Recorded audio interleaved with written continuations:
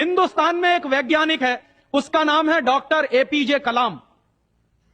Doctor APJ कलाम को इस साल भारत रत्न मिला है और डॉक्टर एपीजे कलाम हिंदुस्तान के जिंदा रहने वाले वैज्ञानिकों में इस समय सबसे ऊपर के व्यक्ति हैं। आपको मालूम है डॉक्टर कलाम की पूरी शिक्षा तमिल में हुई है, अंग्रेजी उन्होंने पढ़ी नहीं है। बहुत वर्षों के बाद उन्होंने थोड़ी अंग्रेजी पढ़ी है काम चलाने के लिए। बचपन से उनकी पूरी शिक्षा उनकी मातृभाषा में हुई है। वो तमिल अच्छी जानते हैं, मलयालम अच्छी जानते हैं और हिंदुस्तान में आज वो सबसे ऊंची श्रेणी के वैज्ञानिक हैं जिनको भारत रत्न मिला। दुनिया के ऐसे तमाम वैज्ञानिकों के मैं उदाहरण दे सकता हूं। आइंस्टाइन, अल्बर्ट आइंस्टाइन सारा का सारा काम अपनी मातृभाषा में करता था, जर्मन में, और इसलिए इतना बड़ा बना। फ्रांस में एक वैज्ञानिक था मैक्स प्लैंक, जिसकी थ्योरीज हमारे जैसे इंजीनियर्स को पढ़ाई जाती थी जब हम पढ़ते थे। मैक्स प्लैंक की पूरी शिक्षा फ्रेंच भाषा में हुई थी। तो हम लोग जो अपने मन में गलतफहमी पाल कर बैठे हैं कि हमारे बच्चे अगर अंग्रेजी में नहीं पढ़ेंगे तो उनका विकास नहीं होगा, मैं आपको इसके उल्टी बात कह रहा हूं कि अगर आपके बच्चे अंग्रेजी में पढ़े तब उनका विकास नहीं होने वाला, वो गधे बन जाएंगे, विनाश होगा। हम लोग क्या कर रहे हैं, अपने बच्चों को कॉन्वेंट में भेज कर गधा बना रहे हैं। गधा जानते हैं क्या होता है? गधे के ऊपर बोझा लादते चले जाइए, लादते चले जाइए, लादते चले जाइए, बेचारा चुपचाप चलता चला जाता है, चलता चला जाता है। आजकल बच्चों के कंधे पर जो बस्ते हमने लाद दिए हैं, जरा उनका वजन तो कर लीजिए। जो बच्चे का वजन है उससे ज्यादा बस्ते का वजन है। अभी से आप अपने बच्चे को स्पॉन्डिलाइटिस का मरीज बना रहे हैं। जितना वजन उसका कंधा ढो नहीं सकता, उससे ज्यादा वजन उसके कंधे पे लटका हुआ, और बेचारा वो बस्ता लेके जाता है, लौट के आता है। जब लौट के आता है तो घंटों घंटों का होमवर्क उसको दे दिया जाता है। आप क्या करते हैं, अपनी मगजमारी कम करने के लिए उसका एक ट्यूटर रख देते हैं। ट्यूटर क्या करता है कि स्कूल का होमवर्क मिला, ट्यूटर ने अपना होमवर्क दे दिया। बच्चे का खेलना कूदना बंद, और बच्चा अगर खेलेगा नहीं, कूदेगा नहीं, तो उसका विकास कैसे होने वाला? तो या तो आपने फंसा दिया बेचारा होमवर्क। मैं अच्छे अच्छे घरों में जाता हूं, सबके बच्चे क्या कर रहे हैं, होमवर्क कर रहे हैं, सवेरे से शाम तक होमवर्क चल रहा है, कभी खत्म होने में ही नहीं आता। भला हो ऐसे स्कूलों का। और उस होमवर्क में से बना क्या रहे हैं और वो होमवर्क कर क्या रहे हैं? मैं आपको मेरी आप बीती सुनाता हूं, किसी दूसरे की नहीं। मैं भी बचपन में अंग्रेजी में मैं पढ़ा, और मैं सबसे ज्यादा गालियां मेरे मां बाप को देता हूं इसके लिए। मेरे पिताजी ने, वो एक बड़े ऑफिसर हैं, ये करने के लिए कि बेटा अंग्रेजी में पढ़ना चाहिए तो बड़ा बनेगा, तो मुझको भी पढ़ा दिया। अब अंग्रेजी माध्यम की जो पढ़ाई है, अंग्रेजियत की जो पढ़ाई है, वो क्या है? मैं आपको एक सॉलिड एग्जांपल दूं मेरा। मुझको गणित पढ़ाया जाता था। गणित में क्या पढ़ाते थे? एक फॉर्मूला था जो मुझको रटवाते थे क्लास 9th में जब मैं पढ़ता था। क्या फॉर्मूला था?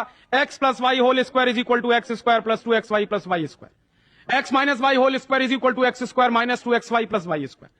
और अक्सर इसमें गड़बड़ी होती थी, प्लस का माइनस होता था, माइनस का प्लस होता था। तो क्या होता था, मेरी पिटाई होती थी, क्लास में पिटाई होती थी। और मेरे जो अध्यापक थे तो मुझको खूब चिढ़ाते थे और मुझको खूब उल्टा सीधा कहते थे। एक दिन मैंने ये तय किया कि सब छोड़ छाड़ के ये 2 फॉर्मूले रटूंगा। तो रटने के लिए मैं बैठ गया, सब काम एक बाजू में। अब ये x + y और x - y में मैं घुस गया। लिख लिख के मैंने किलो कॉपियां बर्बाद कर दी, किलो कागज बर्बाद कर दिया, पता नहीं कितने बॉल पेन बर्बाद हुए होंगे। और 3-4 महीने की उस भयंकर मेहनत के बाद मुझको कुछ फॉर्मूले याद हो गए। अब वो फॉर्मूले मैं सीख के आया। दुर्भाग्य से मैं बताऊं कि 3-4 महीने के सैकड़ों घंटे बर्बाद करके, अपना खून सुखा के, मार खा के, बेइज्जती बर्दाश्त करके मैंने जो फॉर्मूले पढ़े वो मेरे जीवन में आज तक कभी काम में नहीं आए। और दूसरे बाजू में मेरी मां ने, जो बहुत पढ़ी लिखी नहीं है, मुझको एक फॉर्मूला सिखाया। क्या सिखाया? एक पहाड़ा सिखाया। आधा, सवाया, 1.5 गुना, 2.5 गुना, 3 गुना, 3.5 गुना, ये मुझे सिखाया। और वो मेरे जीवन में रोज काम आता है। लेकिन कहा क्या जाता है कि मेरी मां तो पढ़ी लिखी नहीं है, पीएचडी नहीं किया उसने। तो जो बिना पीएचडी होल्डर है, जिसने कुछ पढ़ा लिखा नहीं है, आज की भाषा में, उसने मुझे ऐसी चीज सिखाई जो जीवन में रोज काम आती है। और जो बड़े बड़े पीएचडी होल्डर प्रोफेसर्स ने मुझे सिखाया वो जीवन में कभी काम नहीं आया। और आप अपने बच्चों को यही पढ़ा रहे हैं। कॉन्वेंट स्कूल के जितने क्यूरिकुलम हैं और उसमें बच्चे जो कुछ पढ़ रहे हैं, उसमें से 95% बेकार जाने वाला है। उस 95% का उनके जीवन में कभी कोई इस्तेमाल होने वाला नहीं। ये आप कहिए तो मैं जहां कहिए वहां लिख कर दे दूं, क्योंकि मैं भुगत चुका हूं इस बात को। और वो जो 95% आप पढ़ा रहे हैं, आपके बच्चे के अगर काम नहीं आने वाला है तो उसके लिए आप लाखों रुपए बर्बाद कर रहे हैं, करोड़ों घंटे बर्बाद कर रहे हैं। उस बच्चे का मन मस्तिष्क आपने दबा दिया है होमवर्क के नीचे, झूठी शान और प्रतिष्ठा में। आप अपने बच्चों को गधा नहीं बना रहे हैं तो क्या बना रहे हैं?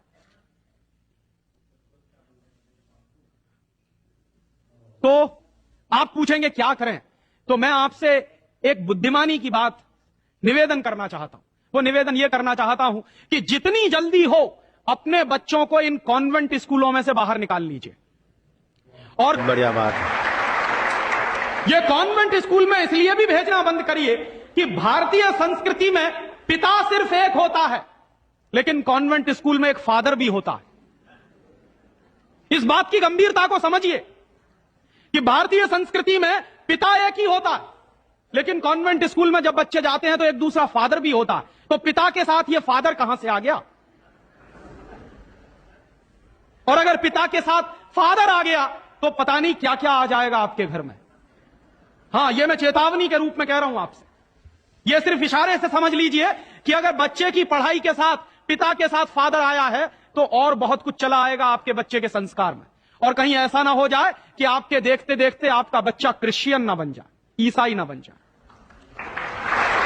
इसलिए मैं आपसे एक निवेदन तो यह करने आया कि जितनी जल्दी हो कॉन्वेंट स्कूलों से बच्चे निकाल लीजिए। और एक दूसरा निवेदन और करने आया हूं, जितनी जल्दी हो कॉन्वेंट स्कूलों को डोनेशन देना बंद करिए। हमारा हजारों हजारों रुपए का डोनेशन कॉन्वेंट स्कूलों में जाता। एक बच्चे का एडमिशन कराना है तो वो कहेंगे बिल्डिंग फीस दे दो, वो कहेंगे डोनेशन दे दो, वो कहेंगे इसकी फीस दे दो, उसकी फीस दे दो। और रोज रोज कोई ना कोई मांग चढ़ी ही रहती है। आज फलाना डे, आज धमाका डे, आज ये ले आओ, कल वो ले आओ। बर्बादी हमारी, माने हम हमारे दुश्मन को अपना पैसा दे रहे हैं। दुनिया में ऐसे बेवकूफ लोग मैंने कहीं नहीं देखे जो अपने दुश्मन को अपने घर का पैसा देते हो। आप जानते हैं कि कॉन्वेंट स्कूलों में से निकलने वाले बच्चे भारतीय संस्कृति के विरोधी होने वाले हैं और उनको यूरोप की संस्कृति सिखाई जा रही है। उसके लिए पैसा हम खर्च कर रहे हैं अपने हाथों से। तो भगवान के लिए, भारतीय संस्कृति को बचाने के लिए अपने बच्चों को कॉन्वेंट में से बाहर निकालिए और अपने बच्चों के नाम पर ये उनको जो डोनेशन दे रहे हैं आप कॉन्वेंट स्कूलों को, वो बंद करिए। और मैं आपको पूरे विश्वास से ये कहना चाहता हूं कि आपके बच्चे अगर मातृभाषा में पढ़ेंगे तो सबसे ज्यादा विद्वान बनने की क्षमता है उनमें। और ये क्यों है?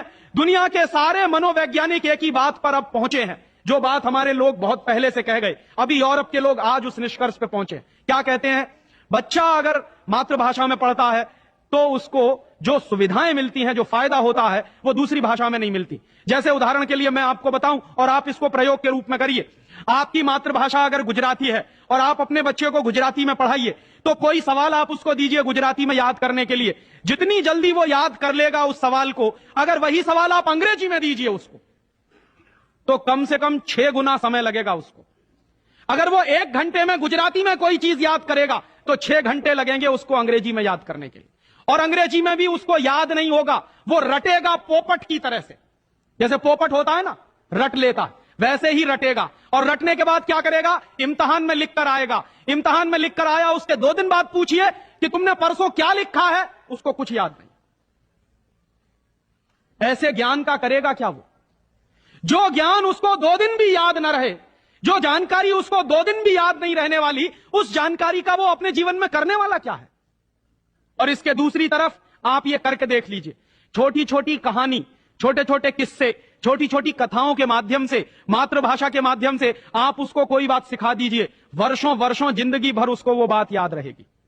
मुझे भी याद है, मेरी दादी मां ने कहानी के माध्यम से जो संस्कार मुझ में दिए हैं वो अभी भी मुझे याद है। लेकिन मेरे स्कूल में जो संस्कार मुझे दिए गए वो मैं भूल चुका हूं, क्योंकि विदेशी भाषा में मैंने लिए। तो ये खराब होता है। और एक इसी के साथ एक आखिरी निवेदन कि अंग्रेजों ने जिस तरह से बर्बाद किया है भारतीय समाज को, कम से कम अब अगर हमको ये चेतना आती है तो इसको हम बचाएं। मुझे लगता है कि सबसे बड़ा काम और सबसे पहला काम कॉन्वेंट स्कूलों के बंद कराने का, और वो हम सब मिलकर ही कर सकते हैं, अकेला कोई नहीं करेगा। अगर हम सब कॉन्वेंट स्कूलों का बहिष्कार करने का संकल्प ले लें तो फिर से नए गुरुकुल खड़े हो सकते हैं।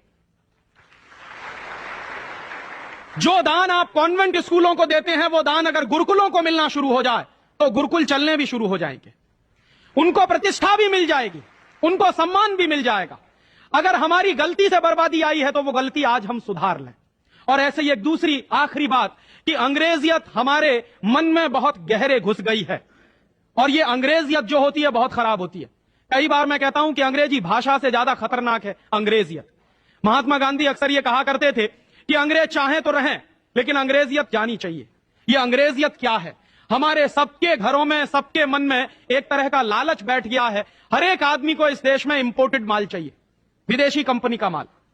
किसी भी साधारण से साधारण बच्चे को कहो कि देखो मेरे पास इंपोर्टेड पेन है, तुरंत हाथ फैला देगा, लाओ दे दो।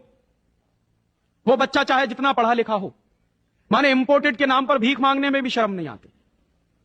उसी बच्चे को आप कहिए कि भगवान का प्रसाद है तो हाथ पीछे खींच लेगा, इंपोर्टेड पेन है तो तुरंत हाथ फैला देगा। गुलामी इतने गहरे बैठ गई, और ये जो इंपोर्टेड माल की गुलामी होती है, इसी गुलामी ने हमारे देश को बर्बाद किया है। अंग्रेजों के जमाने में इस देश में अंग्रेजों का माल बिकता था इसलिए कि अंग्रेजों की गुलामी चलती थी, इसलिए क्योंकि अंग्रेजों की कंपनियां यहां चलती थी। दुर्भाग्य से आज वही फिर हो गया है, गांव गांव में परदेशी कंपनियां घुस गई हैं, परदेशी कंपनियों का माल घुस गया है। हम सबके घरों में परदेशी कंपनियों का माल आता है। बीपी, शुगर, फैटी लिवर जैसी बीमारियों को करे रिवर्स बिना किसी दवा के। अब आप भी बिना किसी दवा के अपनी बीमारी को ठीक कर सकते हैं।